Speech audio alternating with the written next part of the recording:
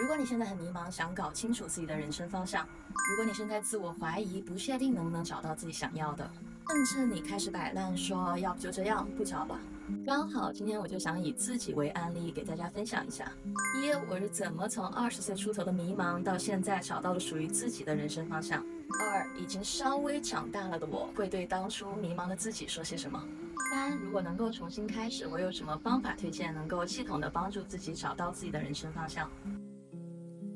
我想要什么？这个问题在我20岁出头的时候困扰了我很久。我当时还写了一篇文章，大家可以去考古。回想一下当时的生活状态吧，搬去曼谷生活了1年，很开心，很精彩，但也很迷茫。工作方面，我是知道自己不喜欢现在的工作，也想找到自己热爱的事业，但是完全不知道自己应该做什么。感情方面，就是想要谈恋爱，但不知道应该跟什么样的人在一起，所以就是不停的约会，不断的换人，在上头和下头之间反复横跳。生活状态是白天工作，晚上蹦迪，周末健身，非常的 work-life balance。By the way， 那个时候我甚至可以蹦迪到凌晨，第二天早起去上班。我真的不知道我是怎么做到的，现在已经完全没有那个精力了。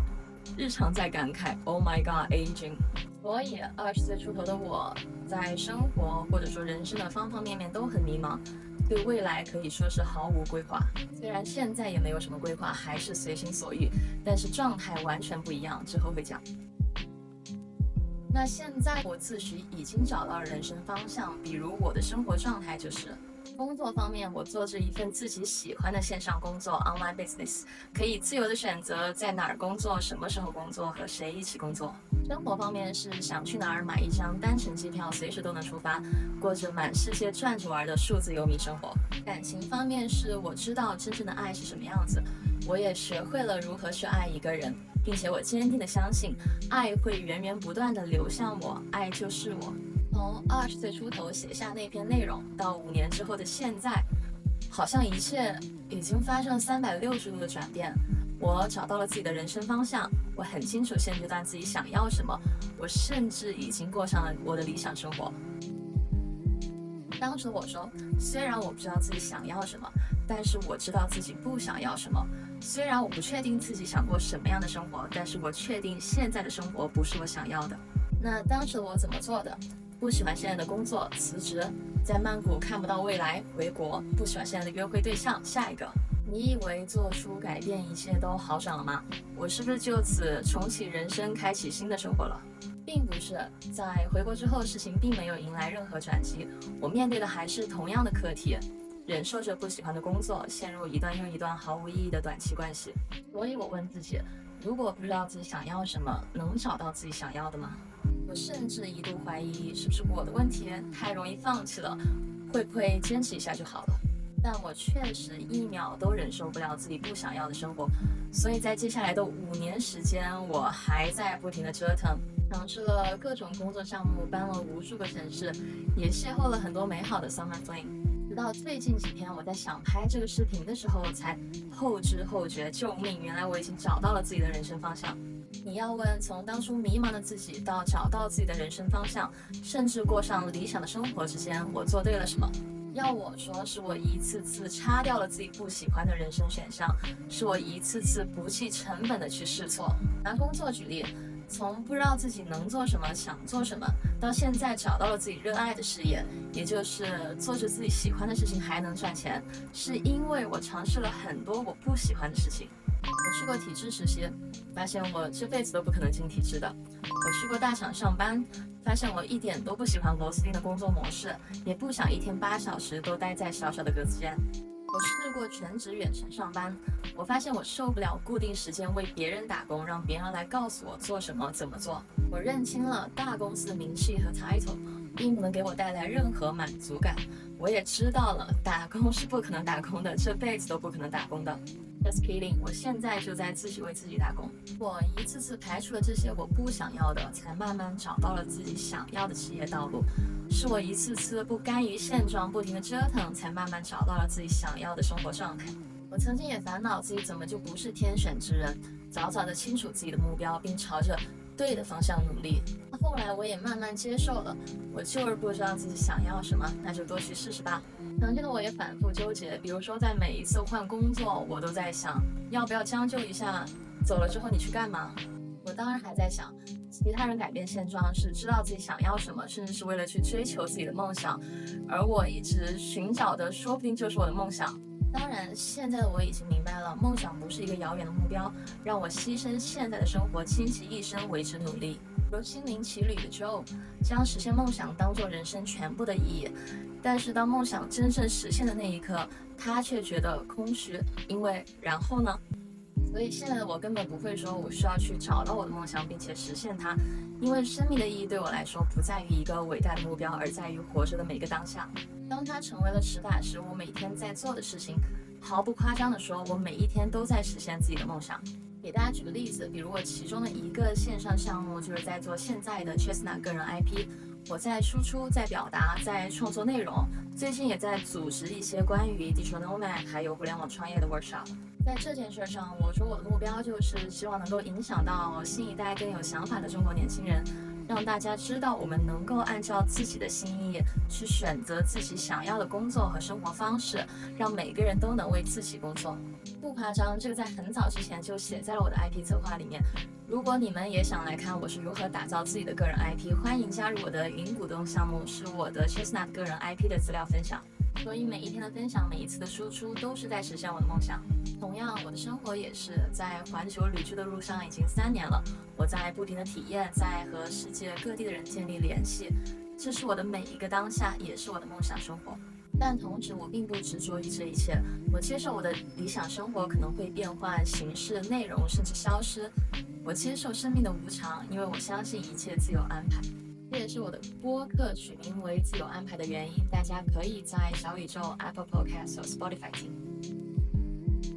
说回来，要是当初20出头的例子来问现在的例子说，如果我真的不知道自己想要什么，未来能够找到自己想要的吗？我会对他说，别担心，等待对的时机，你自然知道应该做什么。有人可能会问，那你要是早点知道自己要做什么，岂不是少走了很多弯路，节省了很多时间？我不同意，我觉得每一个过往的经历都成就了现在的自己，少了任何一个碎片，我都不会是现在的我，而我对现在的我很满意。比如说我现在居无定所，但是我也相信，无论我走到哪里，那都是我该去的地方，我也会在那里经历一些我该经历的事情。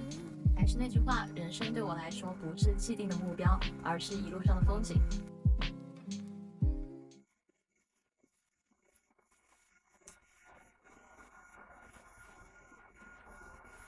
下来的内容是我最近开始复盘和规划的，能够对我的未来有一点帮助吧，也希望能够给你一些参考。By the way，我并不觉得我想回到过去，因为我相信每一天都可以是新的开始。想一想，每一天都是你余生的第一天，所以 it's never too late to start over。OK，第一个方法，列一个喜好清单。拿工作举例，如果你正在寻找自己的职业发展方向的话，那可以按照以下几点给自己列一个清单。OK，有一个表格，3栏，左边写我不喜欢的事儿，大到一种职业类别，小到一件你觉得耗费自己能量的事儿。中间写我喜欢的，也就是你做着很轻松很开心的事情。右边写我想尝试的。这里的我喜欢可以说是我想要、我需要，但是它的衡量标准也很重要。我一直在用我的约会理论，也就是不看对方的外在条件，而是去看他在跟我的相处的过程中提供的价值是不是我需要的。比如对方的某一个外在条件，我们说，事业有成，但这是对方的闪光点，跟我没有任何关系。而我在一段关系里面的需要是高质量的时光，彼此尊重，一起成长。同理，在工作方面，我也不会去看这份工作的 title，我可能更加注重我每天实际做的事情、接触的人、生活的城市，甚至办公的环境，因为这些才是组成了我工作的瞬间，才能够给我带来实实在在的满足感。拿我自己举例，曾经的我不喜欢在大公司上班，会让我觉得被压抑天性。我讨厌在职场被迫社交，因为没办法面对不喜欢的人还笑脸相迎。我是早起困难户，我就不喜欢还得按照规定时间起床，而且我巨讨厌通勤，而且我也不想我的职业发展被掌握在别人的手里，比如让领导来决定什么时候给我加薪，让公司的经营状况来决定我什么时候失业。喜欢的事情，我的衡量标准就是在做这件事儿的时候，你能够很容易进入心流的感觉，而且能够有发自内心的满足感。我发现的是，我喜欢写作，因为每次在写东西的时候，我就会很沉浸。比如说，从7年前我就开始写公众号，但在过去的6年时间，这件事儿没有给我带来任何收入，但我依然还在坚持。第三个部分，我想尝试的，这里我用了一个方法，找到一些自己的 role model，去看看他的生活状态是不是我想要的，他现在在做什么事情。比如我现在的 role model 有 Vanessa Lau、Ali Abdaal、Soraya Amori、Dan Cole 等等。他们每一个人身上都有我喜欢的不一样的点，慢慢的就拼凑出了我想要做的事儿和我想要成为的一个人的大概的形象。比如我现在已经做到的就有海外互联网创业、内容创作、知识付费、digital marketing 一个人的公司。我觉得只要我去尝试不同的职业、生活状态，慢慢的我喜欢的和不喜欢的都会越来越多。我这样搭建了一个自己的数据库，我想要的也会在这个过程中越来越清晰。我觉得做这件事儿列这个表也是一种复盘，而且是帮助我建立对自我的认知。第二个方法，你可以创建一份个人使用说明书，就是列一些跟自己有关的 fact，帮助别人了解你。工作方面，你要是对自己不够了解，我推荐你去做 Principle U 的测试。我在上一期视频里面也提到过，你可以把测试的结果要点提炼出来。比如你会得到一个工作人格类型的结果，它会告诉你你适合什么样的工作，然后你在一个团队中是什么样的，你跟什么样的人比较合拍等等。今天我紧急列了一个我自己的个人使用说明书，大家可以参考。第一个就是关于我可以是性格标签、星座特点等等。第二个就是我喜欢什么，可以看这里。第三个是什么价值观在驱动我工作，是赚钱、成就感还是其他什么？第四个就是我现在在做的事情，比如说我在全世界旅居，并且经营着好几个线上的创业项目，我的 marketing agency，我的自媒体账号，我的 Chestnut 个人 IP。第五个是别人对我的评价，That's so cute。第六个是我跟其他人沟通的方式。第七个是我的工作风格。第八个是在工作中跟我合拍的人。第九个是我的底线。第10个是接下来我想去尝试的事情。小福利，大家可以设计一个自己的个人使用说明书，并且发在小红书上圈我。下周我会选出几篇我喜欢的内容，在我的笔记里帮你推荐。不管你做这件事儿是为了找工作、吸引一些同频的人，还是推广自己的产品，希望都能给你一些帮助吧。最后，如果这个视频你只能记住一件事儿，那就是不知道自己想要什么，就去尝试所有你认为的可能性，因为答案来源于行动，否定的答案也是一个答案，它会让你更接近那个想要的答案。在做决定的时候，问自己一个问题：你能看到自己在未来5年甚至10年继续做这件事儿，过这样的生活吗？如果答案是不，快跑，及时止损，因为继续下去只能延缓你找到自己真正想要的东西。以我的经验，当你真正找到自己想要的，你会觉得做什么都很顺利，你也因此更加热爱自己的生活。Take your time，不怕慢就怕停，等待对的时机，你自然知道应该做什么。对了，如果你最近想了解数字游民到底是什么，有什么要求，去哪儿找远程工作，除了上班之外，还有什么渠道可以获得线上收入？我和天天一起设计了数字游民系列工作坊，我把过去4年作为数字游民踩过的坑，后悔没有早点知道的，有一些技巧和方法、沉淀和心得，都会在工作坊里分享给大家，帮你解锁数字游民从0到1的每一步。感兴趣的话，可以私信我，备注工作坊。Bye, I'm Chestnut. I'm here to help you build an online business and make a living doing what you love. See you next time.